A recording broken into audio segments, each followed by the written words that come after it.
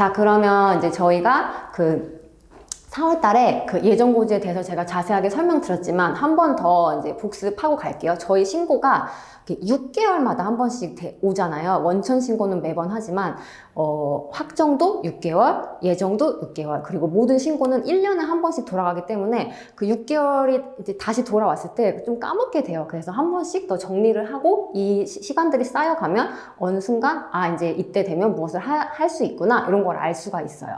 지금은 이제 확정 신고 같은 경우는 제가 이제 확정은 우리 모든 거래처를 그냥 다 신고하면 된다 이렇게 생각하면 되는데 예정 신고 같은 경우는 이렇게 세 가지로 나눠진다고 말씀을 드렸었어요. 그래서 이제 예정 신고를 해야 되는 대상자가 있고 그 다음에 예정 고지. 예정 고지는 이제 납부서가 세무서에서 오는 분들을 예정 고지 대상자라고 하고요. 근데 예정 고지 대상자인데 세금이 안 나오시는 분들, 세금 고지서가 안 나오는 분들이 계세요. 그래서 이렇게 세 가지로 우리가 나눠야 된다. 업체를 이렇게 보시면 됩니다. 그래서 이렇게 한번 딱 정리를 하자면 이제 예정고지 대상자는 어떤 분들이냐? 법인이랑 개인으로 나눠져요. 법인 개인으로 나눠지는데 법인 같은 경우는 1억 5천 미만인 분들, 그리고 이제 일반 과세자는 모두라고 보면 됩니다. 그 다음에 그러면 얼마를 내야 돼요? 라고 궁금하시죠? 그거는 이제 직전 과세 기간이라는 거는 이제 지금 우리가 10월이기 때문에 1월에서 6월 거에 납부세액의 2분의 1이다. 예정은 모두 2분의 1 정도 금액을 낸다. 이렇게 보시면 되세요. 그리고 이런 이제 만약에 개인 사업자나 이제 1억 5천 미만의 사업자인데 납부서가 안 나오는 경우가 있어요. 그럼 안 나오는 경우는 왜인가? 2분의 1을 계산을 했더니 50만 원이 안 됐을 경우, 이런 경우도 안 나온다고 해서 사장님들에게 아무 얘기를 안 하는 게 아니라 왜 안 나오는지에 대해서도 이제 말씀을 드리면, 우리가 이제 설명을 드리면 저희 이제 기장 서비스 질이 더 올라간다 이렇게 보시면 됩니다.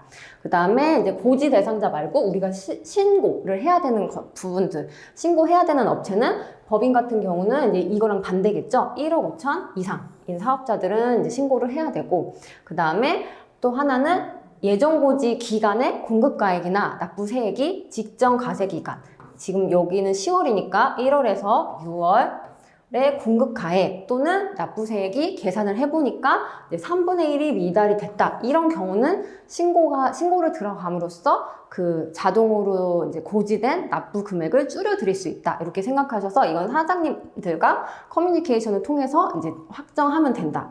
고 생각하시면 됩니다. 그 다음에 이제 조기환급 대상자 같은 경우는 예정 신고 때도 뭐 매입이 많아서 이제 매출보다 매입이 많은 경우 이제 환급액이 뜨잖아요. 근데 그냥 일반적인 매입이 많은 경우는 환급이 뜨지 않고, 환급이 나오지 않고, 그 다음에 그 고정자산을 샀다든지, 그러니까 조기 환급 대상이라는 거는 자산을 샀다든지 아니면 영세율의 매출이 있는 경우는 우리가 신고를 하더라도 환급이 나옵니다. 그래서 이런 업체들을 또 파악을 해서 우리는 예정 신고를 하면 된다. 이렇게 보시면 되세요.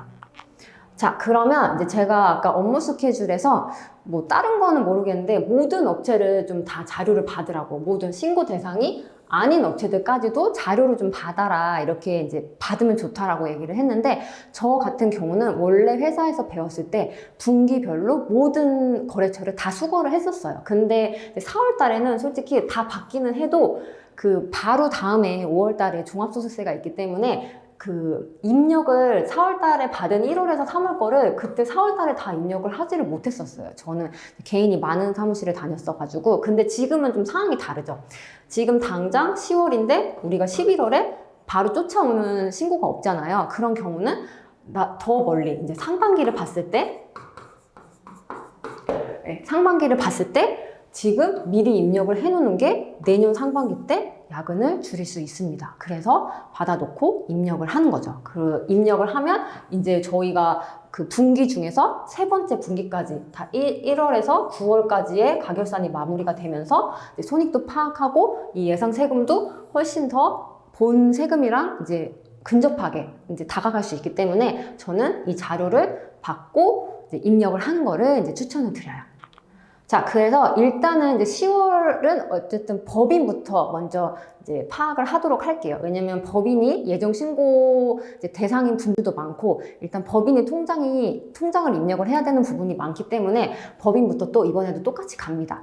우리가 2분기에 가결산을 하면서 이제 이러한 이슈들이 아마 생겼을 거예요. 뭔가 통장 정리를 했을 때 통장에서 이제 뭔가 이해가 안 되는 이제 거래가 있었다든지, 아니면 이제 우리가 손 쓸 수 없는 거, 대부분 사장님들이 법인 하면은 이제 가지급금이 나중에 많은 것 때문에 문제를 삼는데, 이 가지급금은 저희가 하는 일은 가지급금을 없앨 수 있는 게 아니고, 저희는 사장님의 매출도 우리가 얼마를 만들어 드릴 수 없고, 통장의 금액도 사장님들이 행위를 한 것을 정리를 하는 사람이에요. 그래서 우리는 마법사가 아니기 때문에 가지급금 같은 경우는 사장님이 가지고 가신 돈이잖아요. 이거를 사장님이 다시 가지고 오는 행위를 해오지 않는 경우는 저희가 가지급금을 없앨 수가 없습니다. 이런 식으로 사장님의 액션이 필요한 것들을 파악을 해보고, 이제 3분기까지 해본 다음에 이렇게 해도 이제 더 이상 뭐 답이 안 나올 것 같다든지, 아니면 현 상황을 이제 토대로 이제 예상 세금을 우리가 한번 데이터를 뽑아보는 거죠. 예, 그래서 이제 그 예상 세금을 뽑으려면 무엇을 알아야 되냐라고 하면, 저희가 이제 세율을 알아야 돼요.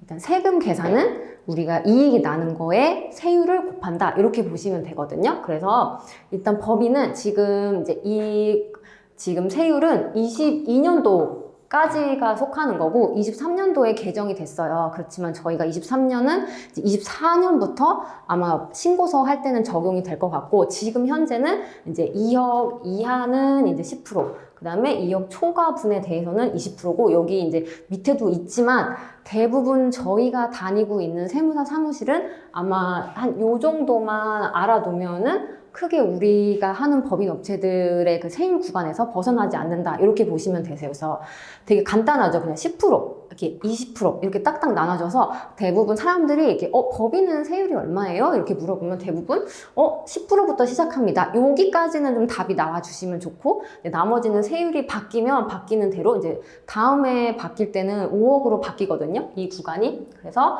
그때 되면 또 이제 제가 지금 말씀드리는 거는 세율을 외우라라는 말이 아니고, 세율이 바뀌었을 때도 세금을 계산을 하려면 세율을 알아야 된다, 이 개념을 이제 먼저 아시면 나중에 나도 세금을 계산을 할 수 있는 사람이 될 수 있는 거죠. 그래서 그거를 포인트로 두고 이제 이 세율을 어떻게 볼 것인가, 이 부분을 한번 공부를 하시면 좋을 것 같아요. 자, 그렇게 해서 이제 법인세 할 때, 이제 저는 이거를 세금 예방 주사라고 말씀을 드렸는데, 사장님들한테 갑자기 얘기도 안 하고 이익만 얘기하다가 3월달 돼가지고 세금 얼마예요? 뭐 세금이 1억이 나왔어요. 이렇게 하면 사장님이 깜짝 놀라십니다. 근데 이 얘기를 미리 한번 계속, 사람이 왜 똑같은 얘기를 듣더라도 처음에 들었을 때는 굉장히 충격적이라고 생각을 하다가도 이게 실제로 내가 해야 되는 일이면 사람이 이렇게 인정을 하게 돼 있어요. 우리도 뭔가 뭐 뉴스 같은 데에도 뭐 엄청 큰 사건 같은 게 내가 생각지도 않았던 일들이 일어난 거를 딱 이렇게 들었을 때는 처음에 엄청나게 놀라잖아요. 근데 이 얘기를 계속 듣다 보면 나도 모르게 그냥 묻어내지는 이런 이제 아마 그 흐름이 있을 거예요. 생각의 흐름. 우리 사장님들 같은 경우도 지금 이때 내야 될 거를 계속적으로 얘기를 해주시면서 이때 너무 당황하지 않도록 요거를 하는 게 저희가 보고를 해야 되는 이유다, 이렇게 보시면 됩니다.